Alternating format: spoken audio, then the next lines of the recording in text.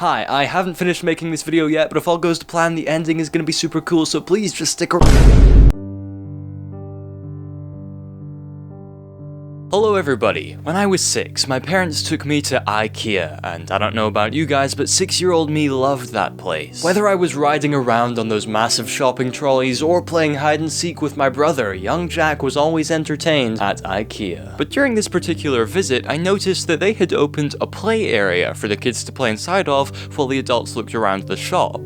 This was huge. If I can't get inside of that play area, I might actually probably die, I thought to myself. So after a good amount of nagging, begging, and holding my breath until my parents said yes, young Jack was able to step into that play area with a smile on his face and a burning desire to see if it was every bit as good as he had hoped. And oh my good golly gosh, it certainly was. That day I remember meeting all of the new people, hanging out in the fake birch trees, watching a little bit of Finding Nemo, and assembling an army of boys that would gather together and drown all of the girls in the ball pit while chanting in unison, "Boys rule, girls drool." Boy do I miss those days. Regardless, there is a very important reason why I told you all that, and we'll get to it later, but in the meantime, what do you guys think about nostalgia? Like, the emotion. You see, I bring this up because recently I've been obsessed with finding images and videos on the internet that have been handcrafted specifically to make the viewer feel a sense of nostalgic childhood familiarity, yet also somehow a sense of anxiety and uneasiness. I'm gonna say that again, but try to make more sense this time. There is a massive community on the internet surrounding these strange pieces of content that many would say give off an overwhelming amount of nostalgia for a time in the past. But the thing that makes this phenomenon stand out from any other piece of nostalgic artwork are the feelings of uneasiness and anxiety that come with the familiar sense of childhood sentimentality. So today, in order of least to most interesting, we're going to be taking a deep dive into a few ways that the internet can give someone this feeling of creepy nostalgia. Have you ever come across one of these videos?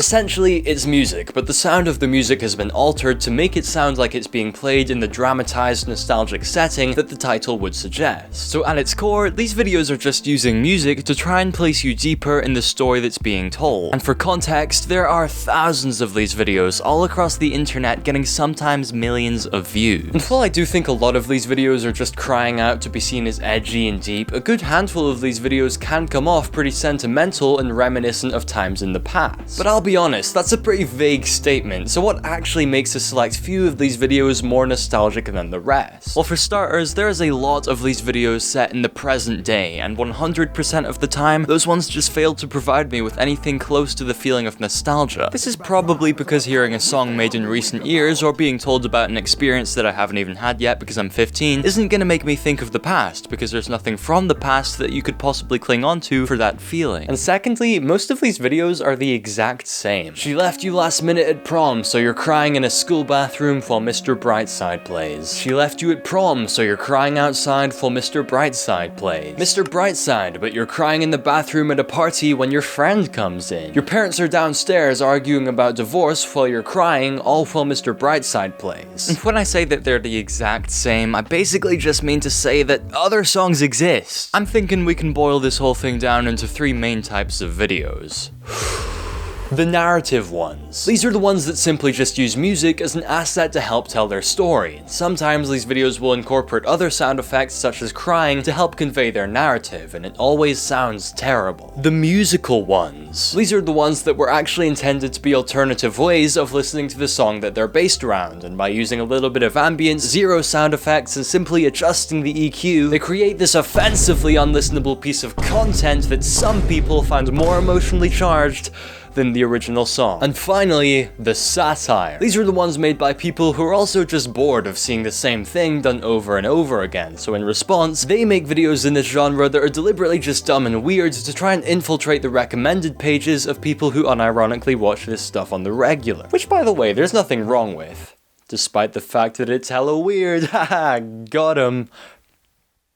Examples of this include, but are not limited to, my parents argue about divorce while I play Fortnite and cry. Pumped up kicks, but you're hiding from a picture. Your parents are fighting downstairs about divorce while Mr. Brightside plays, but also you have a lust for frogs. Now before we move on to the next topic, I admit I was kinda nervous to show you guys this, but I made a little something for y'all. Allow me to introduce you to, drumroll please, you're listening to Gangnam Style on your phone in a school bathroom because she left you last minute at prom while Mr. Brightside plays, and also your parents are arguing, meanwhile someone in the next stall can't open the lock on the door.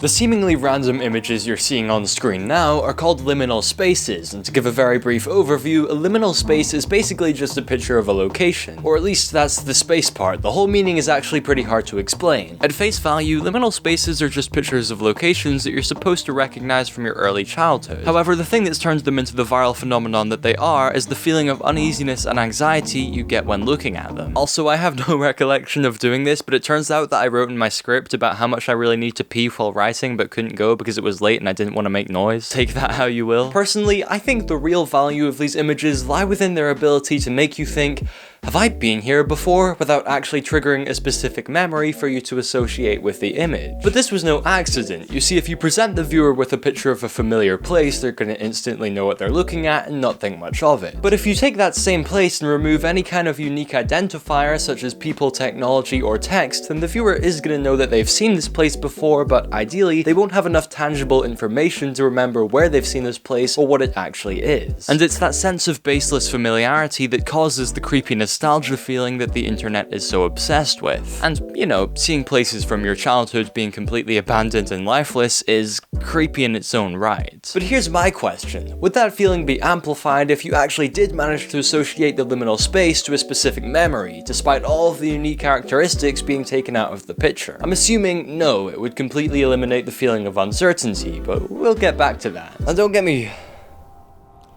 wrong, liminal spaces are certainly off-putting, but this next topic for me can be downright terrifying. Or, well, spooky at the bare minimum. My fellow Americans, allow me to introduce you to the liminal space subcategory. Hey guys, I thought I would include a little segment here to say, pretty much nothing apart from thank you for sticking this far into the video.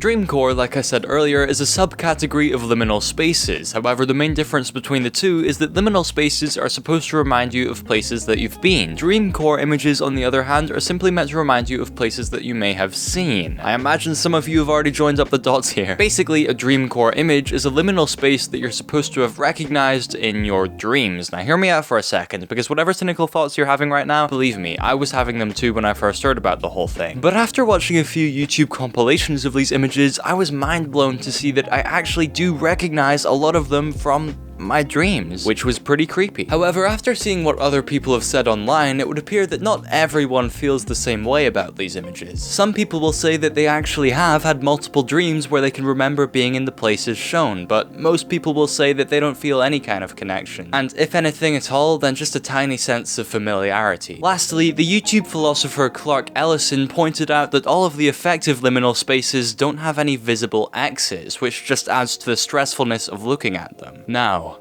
let's move on.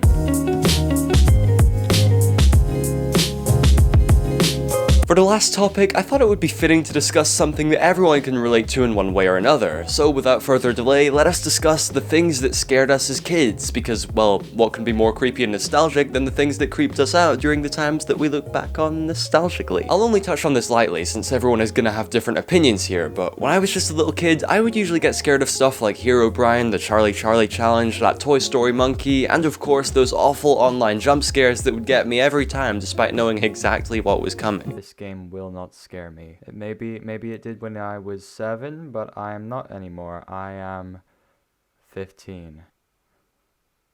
Oh my god! Oh my god. Maybe next year. Maybe next year. But when I first had the idea for this video, I expected that creepy nostalgia feeling to be most prominent when making this part, just due to the realness of my actual specific childhood fears. But honestly, looking back on those fears now has been oddly comforting, and this is gonna sound cringy, but now that I'm older and technically braver, I feel like I'm looking back on those things purely for the sense of nostalgia, without feeling even the slightest bit creeped out. Seemingly more so than everything else we've looked at so far, scary childhood memories have been romanticized about a lot on the internet, and it's usually done so by compiling some early 2000s creepy stuff and adding relevant music over the top of it. And look, I know compilation videos probably seem pretty low effort on paper, but some of these videos actually do hold a lot of sentimental value, not only to me, but to a lot of people in the comment section too. But like I said earlier, now that I've grown into the undeniable Chad that I am, the scary side of those memories don't really do much for me anymore, and with that part excluded, I'm left just feeling nostalgic over the fun times surrounding those memories. For example, I can remember back in primary school when And even though back in the day that kind of thing would genuinely keep me up at night, I'm able to look back on those memories now and think, heck yeah, me and the boys had a fun time, because at this time there were still no girls allowed. Granted, I haven't spoken to any of those people in years, apart from Charlie of course, but isn't that what childhood is kind of all about? Just dramatizing everything and making friendships that probably won't last forever? Because I'll be honest, back then, the idea of drifting apart from my bestest buds would be unimaginable, but sure enough, there was one last boys sleepover and one last text in the group chat. But I guess that part is gonna be different for everyone. So you know how earlier we thought about the possibility of actually recognizing a piece of creepy nostalgia content and pinning it to a specific memory? Well, recently when I was researching Liminal Spaces for this video, I saw it, the IKEA Kids Play Area. And let me tell you, the feeling I got after seeing that image was unlike anything else I've ever felt before. So many memories coming back to me at once, so much nostalgia instantly going to my head, but more than anything, I felt like I needed to see this place again, just once more in my lifetime. However, that would prove to be easier said than done, because for starters, I couldn't possibly pass as a child young enough to get into the play area, and secondly, the play area is currently closed due to a little bug going about. Deep down, I knew that there was only one way I'd ever see this place again, and quite frankly, it involved some bending of the truth. I said bending. So for about a week straight, I kept contacting every single department of IKEA, telling them that I was a documentary filmmaker and that I needed to use the play area for my next big film project. I had to waste hours of my time on this planet, listening to awful hold music and crafting the most professional sounding emails I could, only to get pretty close at one point, but still be met with a resounding no. But did I stop there? No, you'd bet I didn't. I kept calling and I kept emailing, until eventually they blocked me everywhere. And then I stopped. Regardless, me and my friends still ended up going to IKEA because admittedly the food is really good and any other ending for this video just wouldn't seem right. In conclusion, everyone is gonna feel differently about creepy nostalgia content, but something we can all agree on is that the real creepy nostalgia is the friends we made along the way. I'm fully aware how terrible that conclusion was, but in my defense, I did write it while I was half asleep, including that part. And this part. I'm sorry for dyeing my hair. I'll be responding to every single comment. Join my Discord server. Have a nice day. Cam, we back at it again. You get to hear a song if you watch until the end. My rap is so fire, my music's so lit. Haters gonna hate, I don't give a flip. My third favorite color is pink. Go into the description, click on all the links. If you subscribe with notifications, you will feel self-gratification. Merry Christmas, everybody. I've been making this video since October. I don't know why it took so long.